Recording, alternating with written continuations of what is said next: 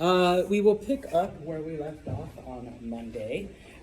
We've started this chapter and we've looked at different parts of Asia and the Far East, where these different cultures and societies developed during the late 1500s, 1600s, and into the 1700s.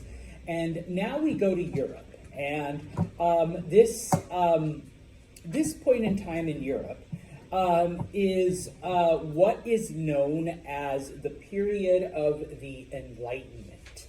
Okay?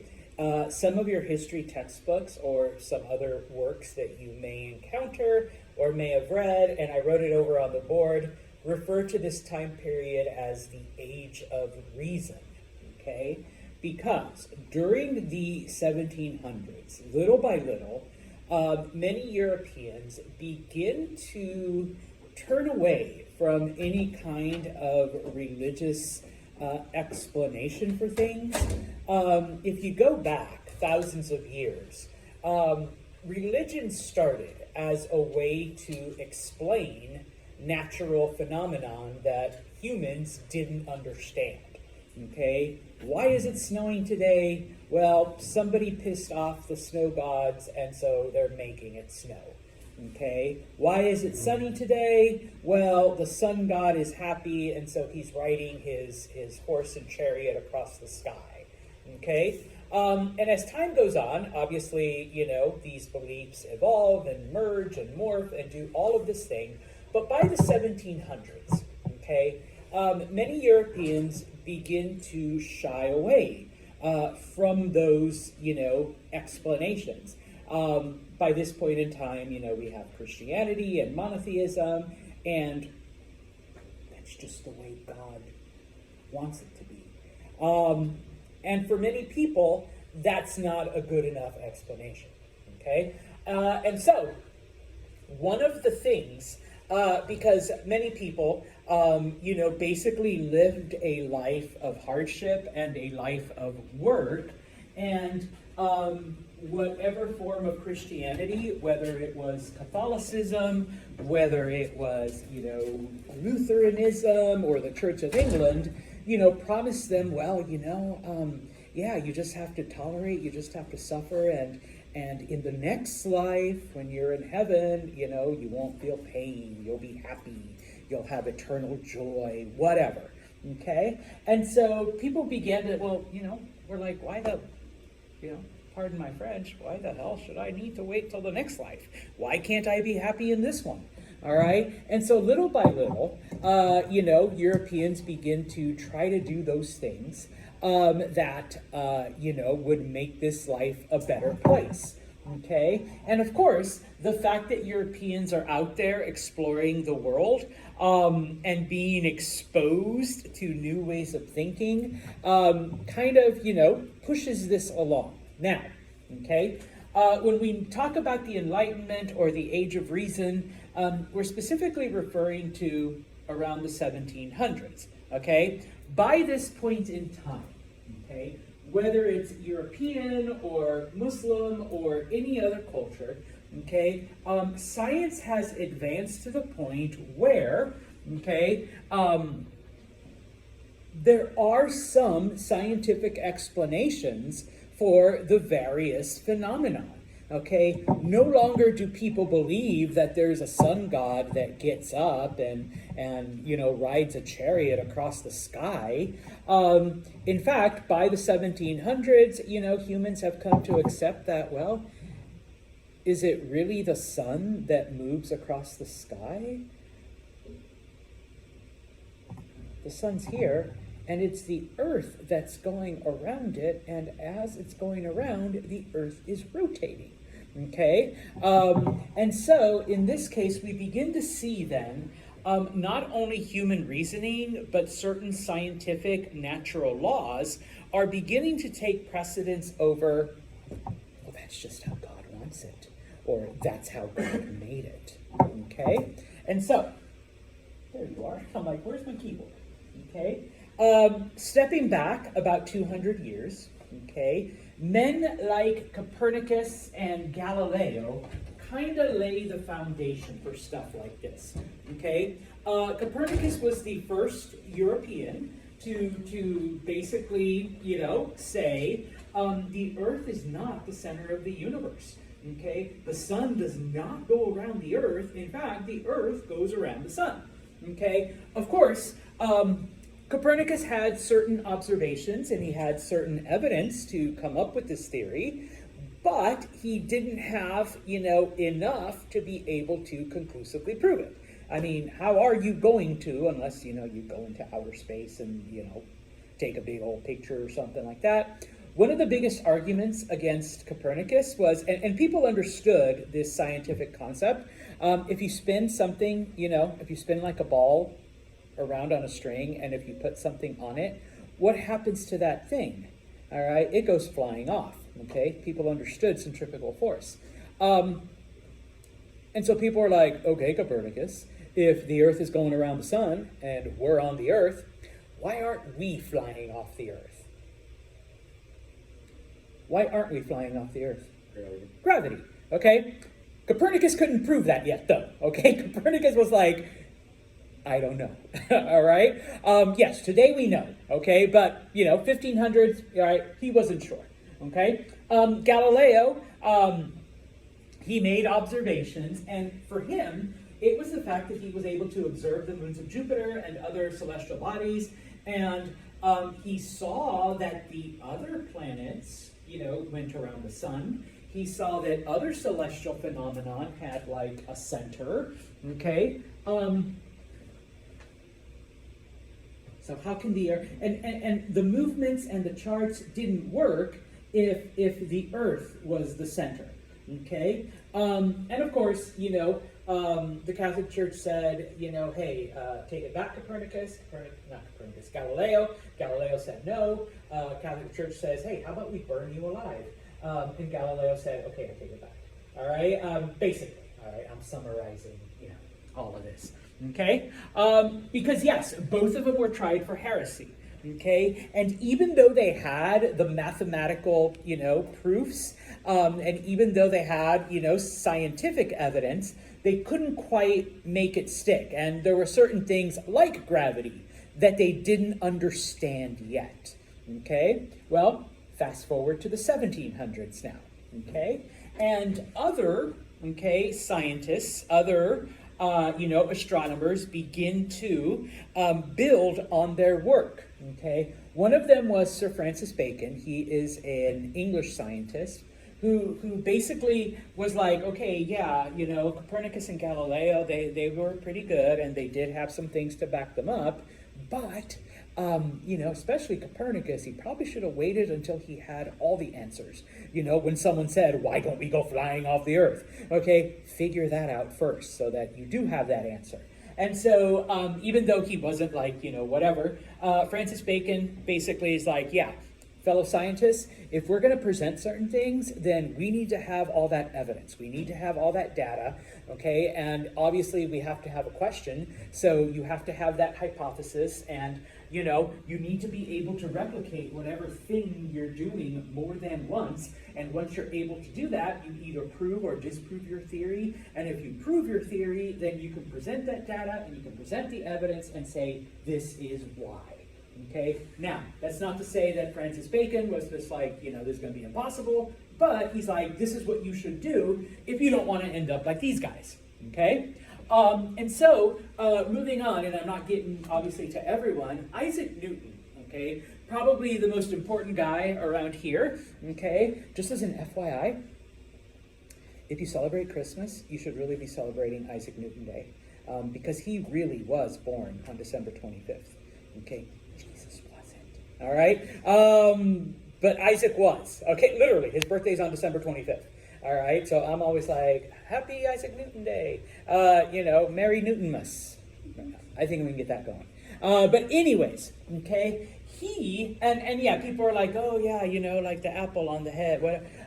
But he did make a lot of scientific discoveries, okay, and in this case, he was able to use math to turn them to, formulas, and able to show how these things affected different things in nature, Okay, not only that, but he also was able to show how these laws applied everywhere, including, hey, guess what?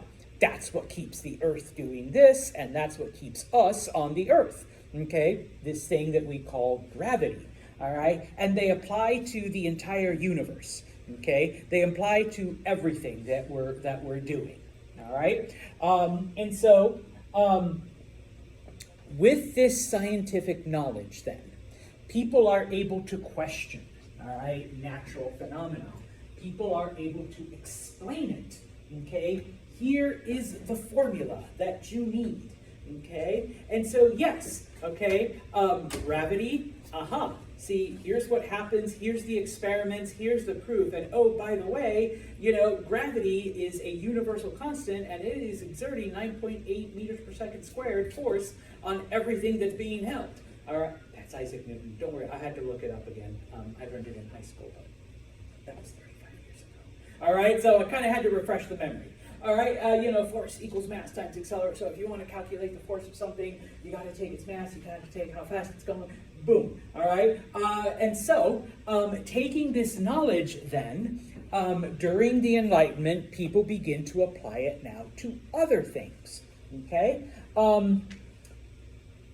Bioprospecting is what it's called. You don't need to know the name, but you do need to understand that during this time, as Europeans are out there exploring, okay, they are encountering new types of animals, new species of plants, new species of everything. And so basically, what they start to do is they start to catalog and classify certain things, and then once they go to a new area where they find new plants and new animals, well, let's use this classification system and the knowledge that we've gained before, all right, to somehow make sense of these weird looking plants and these, this funny animal with a pocket in its belly, or, don't even get me started on the platypus, all right? So how do we, classify all of this? How do we look at plants? And oh my goodness, this plant that grows in one area is very similar to a plant that grows in a different area, okay? And pretty soon, okay, we see then various governments begin to support this. And no longer are they sending out expeditions just to conquer and just to find gold and all of that stuff. But now we see people going out in search of knowledge, okay? And how can that knowledge then move us forward, okay? One example, okay, is astronomy, okay? Because now people have now accepted, okay? The sun is at the center, at least of the solar system. It would be a couple more years before they realize, hey, the sun's not the center of the universe. The sun is actually going around something else. Okay, and we're watching the movements of the stars and the planets and whatnot. Okay, now remember that humans have already found a way to calculate distances and calculate whatever using, the stars and planets and whatnot to navigate. But now they start using it to create clocks and to tell time and to keep track of things. Okay, and so, they realize we don't just need it to prove that, the earth is round or that the earth goes around the sun. We can use it for something that everybody needs to know, all right? Some people don't care that the sun is here and the earth is here, okay? But they do want to know what time it is, okay? So we can use then this knowledge now for more practical purposes, okay? We begin to see military schools and military academies, all right, where, number one, people start moving away from just like, okay, your job is to fight and that's it. Okay, go out there and fight, all right? We're going to teach you how to fight, all right? But now, certain skills, especially skills like mapping, because we're going into new areas and we're encountering new enemies, all right? We need to figure out where we are because nobody's ever been here before. Okay, we need to be able to construct and engineer things on the fly because we're far away from our homeland, and we can't wait for supplies to arrive. Okay, the other thing that begins to happen is we slowly, very slowly, see people moving away from the idea that because you're born into a warrior class, you're going to be a warrior. Okay? Because you're a noble, you're going to be a leader. Okay? Everybody else is just like the average whatever. Okay? And so we have this meritocracy versus birth where if the son of a carpenter shows a talent for military thinking or for fighting or for, mapping, why shouldn't we let that person be in charge as opposed to, the son of a count or the son of a duke, which would have been the norm for this time, okay?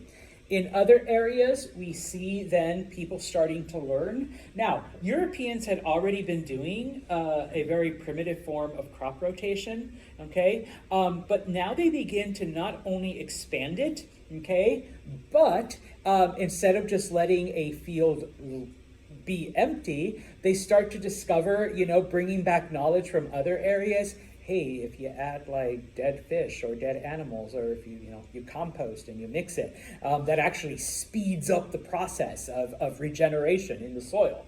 Okay. Oh, and if you switch up your crops, if you plant one thing one year and then something else the next year, you can kind of prolong the period by which you need to let your fields reabsorb nutrients.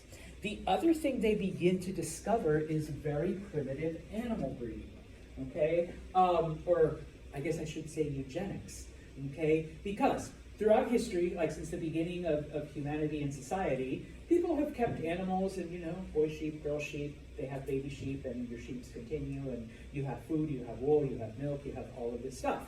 But now, if you want certain qualities, if you want fatter sheep, okay, or if you want sheep that produce more wool than your average sheep, why don't you purposely mate certain sheeps and try to bring out the quality that you want and eliminate the ones that you don't? Okay? And so by this way, humans start to control the reproductive cycles and the traits of various animals. So it's no longer, oh my goodness, yeah, this sheep has lots of wool because that's how God wants it, and that's how God created those sheep. No, it's because over a few generations, I took my two fluffiest sheeps and I forced them to mate. I only allowed them to mate with each other. And so now all of the sheeps have all this thick-ass wool, and, we can do that, all right? And so humans begin doing, don't even get me started on, like, dogs and pugs and, that's not natural, all right? But they begin to do that with, other animals as well, okay, during this time period. All right? Now, the Enlightenment thinkers, okay, the ones that, because obviously we're going to talk about some theories and some various ways of living that they come up with, okay, they were known as philosophs, okay, and basically what they did is they took these scientific knowledge, these scientific discoveries that people were making during the 1700s, and tried to explain every, natural phenomenon that way, okay? Because little by little, all right, humanity is realizing that it's not just because God wants it, okay? And if you fast forward to today, it's cloudy, it might rain. I know it snowed a few days ago. And we understand that it's, this tropical current being pulled in from the Atlantic, and then there's like a cold front that comes down from the Arctic. And sometimes a high pressure system hits a low pressure system, and so we get unsettled weather. Blah, blah, blah, blah. Okay, I can just keep on, reciting whatever the weather people. Versus, God's mad at you, Mercedes. And so we're going to have a lot of snow. Okay, Angelina, you obviously pissed off God. That's why it's raining tomorrow. All right. Yeah, no. And Angelina says, no, it's because there's a low pressure system coming in off of the Great Lakes and it's drawing in moisture from the Atlantic. And when those two systems collide, then yes, the rain will be released. Oh, and by the way, the current is moving through. Yeah. Boom. Okay. And so, yeah, you can use scientific reasoning to explain, what is going on in nature. Okay. In addition, we can use that knowledge that we have to try to make this life better. Okay. You don't have to suffer and just say, you'll be happy in the next life. You'll be rewarded for your sacrifice. You're going to go to heaven no, okay, pardon my French, fuck that. No, I want to be happy here. I want to have a good life right now. All right, and so yeah, you can apply these scientific reasons, and you can apply your knowledge to make this life better. Okay, now these philosophers then, once you use that to explain nature and weather and all of that stuff, why can't we question the government with this? Because most governments at this time are monarchies. There is a king or a queen, but usually a king. And how do we get a king?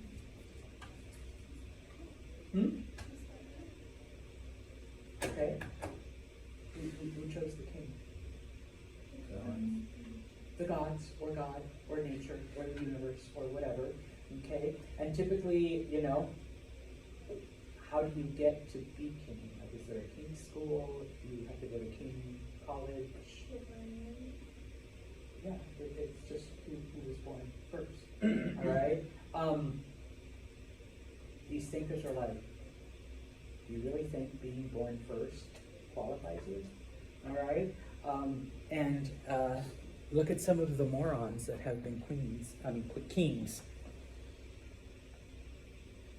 Do you really think an all-knowing, all-powerful God would choose someone who was either physically or mentally incapable to be a king? Okay? So yeah, all right? John Locke.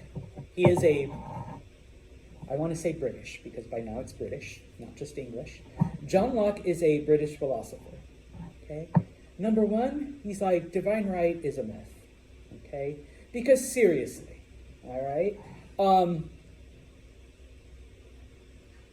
You want to tell me that was God's plan to pick a tyrant to be our leader, or someone who is, a moron when it comes to government? You really want to tell me that, our king, who's supposed to be our leader and take us into battle, is really like this skinny, sickly 9-year-old kid looking at you, Louis the 13th? Really? That's God's plan? All right? No. He's like, yeah, I don't think so. Just think about it. Think about it. If there really was a God who wanted this person to be king, they would have chosen, I don't know, 6-pack ab dude with big old muscles to be our king. Okay? And so John Locke begins to then give various theories and various essays on the nature of government. And so he begins to talk about how a government and a people, there is an unspoken contract. Okay?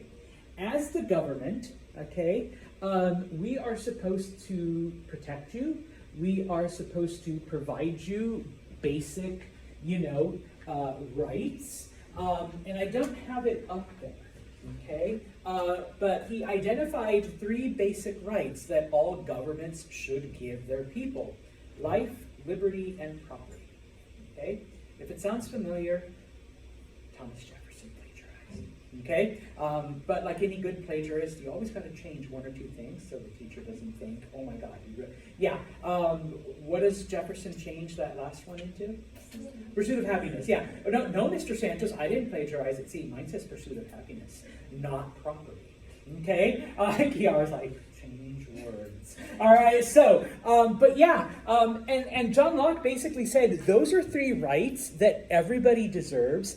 Not because you're the upper class, not because you're English or French, but because you're human. That's it, okay? Every government should provide you with life. They should protect your life. They should protect your liberty. You should have the freedom to do things. And they should protect your property, your land, everything you've worked for, okay? And so he said that when a government doesn't do this, when it violates its contract, okay, that unspoken contract, all right, there is a fourth right that people have. And that is the right of revolution, the right of rebellion. You get to overthrow that government and form a new one, okay? Now, it doesn't matter if it's a monarchy, if it's a democracy, if it's an oligarchy, whatever kind, okay? As long as that government does those things, then it's a good government for you and they're keeping their promise. If they don't do those things, then you can overthrow it and create a new one. It has nothing to do with God chose David to be our king, okay? Nothing to do with that, okay? So, all right, that was John Locke's philosophy, okay? Oh, he also believed, I'm sorry, ladies, because he really just meant men, all right, that all men are equal, okay? There is no noble class, and there is no working class, and there are no, unskilled labor slave class. No, everybody has just as much right to those three things, life, liberty, property, as everyone else. Okay? Now, where are you? Okay? A couple of other things. All right? A French philosopher named Jean-Jacques Rousseau. Yes? Rousseau, okay, basically said all men are born good. Okay? Humanity's good. It's society that corrupts them. Okay? The idea of when we're born, we're equal and we're good people, all right? But as we experience the injustices in life, that's what turns us evil. So in order to fix that, we need to make society a good society, all right? So that people aren't corrupted, okay? Now, part of this is eliminating those inequalities, all right? Because you have to remember back then, who were the people that got the education? Yeah, the upper class, the wealthy, okay? So let's eliminate that, okay? Let's make sure that everyone can be educated, okay? You might have a talent for something, but because you were born, you might have a talent for being a leader, but because you were born in the working class, let's say your father was a carpenter, so now you're a carpenter. Not to say there's anything wrong with being a carpenter, but you will never get to be a leader because of where you were born. And Rousseau says that's obviously wrong, because if you have a talent to be a leader, then why should it matter if you were born upper class or lower class or whatever, okay? And so basically he looked at that whole birth versus merit thing and said, no, that's not right, okay? Another French philosopher, Voltaire, he was basically like, you know what, the nobility, the upper class, they're all morons, they're all stupid, all right? And you have to remember he was French, and so by this point in time, what are the French nobles? What do they do with their day? Maya? Oh, thank you. Yes. Oh, I thought you were going to answer. Yes, they're this. Yeah, we're just, yeah. Uh-huh. And remember in France, like, Maya is the official garment holder for Kirsten Dunst, type of thing. And of course, because Maya is related to the queen by being married to the queen's brother, then, Kiara is her glove holder, type of thing, because she's like a duchess. And so yeah, he's like, yeah, no, they're idiots. I mean, come on, like, Kiara loves holding Maya's gloves, and Maya loves holding the coat for the queen. I mean, how useless is that? Okay? Now, of course, once again, even though we talk about human rights and life, liberty, property, and all of that stuff, I'm sorry, all right? It only applied to men. And for those of us, I include myself because I am Latino, who were not white, doesn't apply to us either, okay? Oh, and even you white dudes, all right, if you did not own property, did not apply to you, okay? That's why John Locke said, property, life, liberty, property, so that everyone can be a part of this. So, if you were white, and if you were a man, and if you owned property, then yes, you're all equal. Okay, but everyone else wasn't. Now, granted, this is not like true equality, but it's a hell of a lot like further along than, okay, God chose the king, and only the king can do this, and nobody else can do anything else, type of thing. All right. Now, these ideas of the Enlightenment, of the Age of Reason, okay, spread everywhere.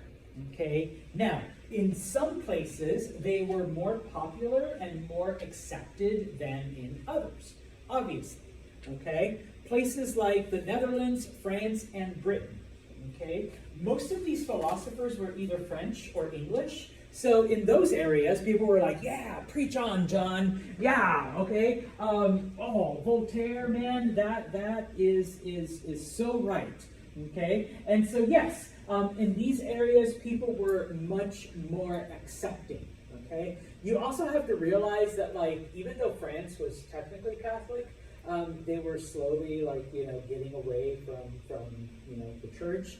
The Netherlands, I mean, what was the only thing they cared about when they went out and colonized areas? Money, yeah, making money. Religion was like, I want to say secondary, but it's more like third year or fourth year. Tertiary, I mean, it was like way down the list. So they were, and even Britain, they had the Church of England, and the church was kind of important, but remember, they broke away from Catholicism because, King Henry wanted his side pieces and his women and divorces, and so, they didn't really want all that much control. Whereas areas like Spain and Poland and Russia, Spain was wicked crazy Catholic. All right, and in some cases, they were even related to the Pope on occasion. Russia was like a totalitarian regime. The Tsar controlled everything. All right, so you're not really going to get these ideas of, and remember, they're still practicing feudalism, which is like 2 systems back from the rest of Europe. They're like about 300-400 years behind. Okay, they don't get rid of feudalism until 1862. All right, so it's like they're crazy behind. Okay, now the other thing, all right, that helps this, that makes the Enlightenment or the Age of Reason, like these ideas spread everywhere. I know it's been 300 years, but that Gutenberg press, all right, the idea of being able to publish all kinds of works. Pretty much everyone is writing some kind of essay, is writing some kind of treatise, and because of the printing press, you're able to print them quickly, cheaply, and in huge amounts. So people are able to spread, different pamphlets to everyone. All right? Yes, authorities tried to stop all of this. The church tried to censor things, but they couldn't do it anymore. It wasn't like the days of Copernicus or Galileo where they could just threaten to kill them and put an end to their work. And literally, Copernicus had one copy of his stuff, and that was it, and it was handwritten. Okay, now everyone has a copy of Santos's, ideas on government. Yeah, you may shut me up, but guess what? I printed 5,000 of these, and everyone in this village has it. So good luck trying to get all this paper back. Okay? Now, of course, because it was so accessible, okay,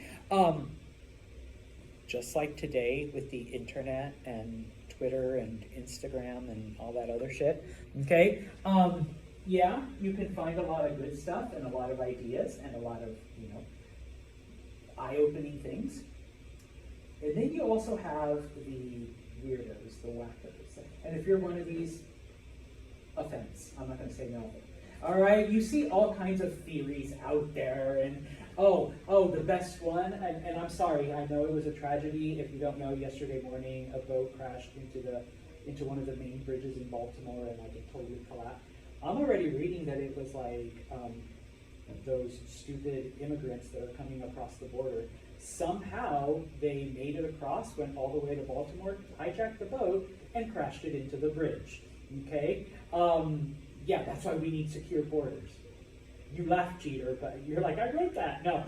You laugh, Jeter, but no, like seriously, someone's like, that's why we need secure borders, because it was terrorists that snuck across the border and did, and I'm just like, really? All right, so you got a lot of shit like that too, all right, even back then, all right, because nobody was really controlling who printed stuff, nobody controls like who posts shit on the internet, all right, so you're getting those kinds of things.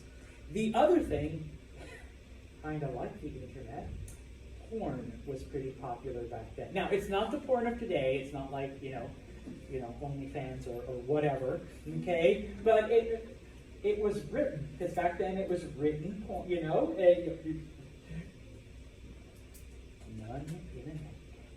Oh yeah. All right, you can, people, Patrick would be like, it's not this. You've got non-internet. Yeah. Here's the story. It's like, no pictures, all right? It's all words. But that was like the big thing back then. I know today it's just like, yeah, you go on the internet, boom, it's there. And so, yeah, kind of the same way. You had these stories, that people wrote, and it's like, crazy nun, all right? I know, for some reason, nun story, yeah, don't anyways. It's like a genre. Whatever, so yeah, okay? You had those things as well, okay? Now, in a lot of places, okay, much of this knowledge was spread through what today we refer to as either literary societies or book clubs, okay? Now, I've been part of book clubs before, and I have friends that do book clubs, and so, you basically, you pick a book, you all read it, and then you get together, 2 weeks, 3 weeks, a month later, and you sit down and you do what? You talk about it, yeah. It hasn't changed in 300 years, okay? That's what they did. Hey, Mercedes, did you hear about this new theory that, the sun isn't at the center of the universe? It's not just the earth, it's the sun that's not at the center. Yeah, everybody read this essay, and then in a couple of weeks we'll meet for our book club and we'll talk. And so, yeah, they would sit and talk about it and be like, dude, yeah, that's crazy. So what do you think is at the center of the universe? Maya, I don't know. And Maya's like, it's like this giant ball of yeah, And so, yes, they would sit and discuss those books. You would have, and yes, just like today, we're meeting at Utica Coffee to talk about the latest novel. Yeah, they would literally meet in coffee houses. All right, once again, we need to come up with better things. It's been 300 years, guys. All right, for our book club. Although today we bring snacks, right? I mean, you better bring. Kiara's like, damn right, we bring snacks. Now we bring snacks. All right, but yeah, and so and it wasn't limited, obviously, to just books, because back then there was no internet, there was no TV, there was no any of that. So this is how people talked about news, how they talked about politics, how they talked about like all of the stuff that was going on. Now, once again, sorry ladies, it was reserved exclusively for men. So women created their own, especially in Paris, where things were a little bit more liberal. They became known as salons, okay? And no, you weren't getting your hair did, all right? That's where women had their own discussions and, talked about latest books and politics and pamphlets and all of this stuff. All right. I would guess this is why later on, where you did get your hair did, became known as a salon, because that's where women congregated. But originally, because once again they were excluded from these male-dominated things, women created their own. At least in Paris. All right.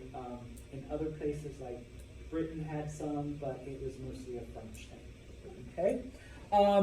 I want to end, I think, with this one, looking at the clock, and yes, okay. One of the essays, and this has really nothing to do with science and some of the other stuff, but a man named Adam Smith, okay, wrote an essay called The Wealth of Nations, all right? The Wealth of Nations is basically the blueprint for modern day capitalism, okay? Remember that up until this point in time, all right, mercantilism is the primary financial system, okay? Mercantilism believes that wealth is limited, okay? And so obviously the more wealth that Angelina has, that means the less wealth for the rest of us. And if we want wealth, okay, then we have to take it from her, all right, because it's like a pie, all right? When it came to national stuff, when it came to governments, and the few exams, that I've corrected, most of you got it right, okay? What is the summary of mercantilism? Wealth, oh, Maya, yes. Wealth equals power, power equals wealth, okay?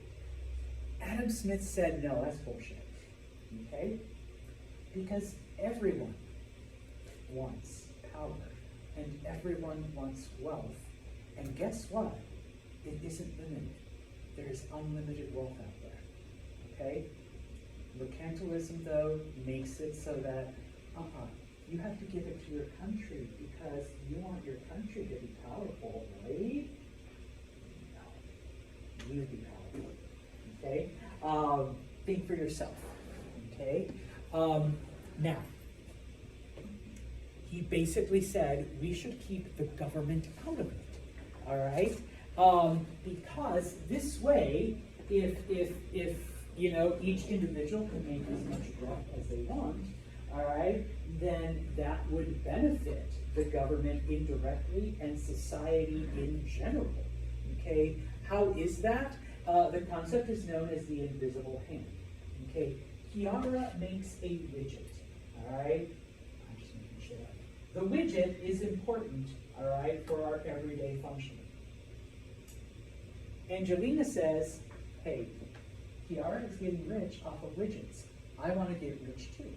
So Kiara starts to make widgets, okay? Whose widget am I going to buy? Because I need it, all right? Everybody needs it to live. Angelina says, you know what? I'm going to sell it cheaper, okay? So people start buying Angelina's widgets, and poor Kiara now is losing business, okay? So Kiara says, I'm not only going to lower my price, but I am going to make a better widget, okay? And so now we go to Kiara's widget, and Angelina is losing money and customers, okay? And so in this case, okay, why are Kiara and Angelina making widgets? Do they really care about Mr. Santos, that he gets his daily supply of widgets? No. What do they care about? Money, okay? But Adam Smith said, yeah, through their selfishness, Mr. Santos is not only going to be able to have his daily supply of widgets, but at a cheaper price, and widget technology is going to improve because each person is going to try to outdo the other, okay? So that will benefit society in general, okay? Now, that is known as the invisible hand, okay? The concept of laissez-faire is that if the government interferes, like it does in mercantilism, then you know what? Angelina's not going to want to make any widgets because it's too many problems having to deal with the government, or like mercantilism where you're doing it for the glory of Britain. No, Angelina's not going to make money that way, and neither is Kiara. So they're going to stop making widgets because it's just too much of a hassle.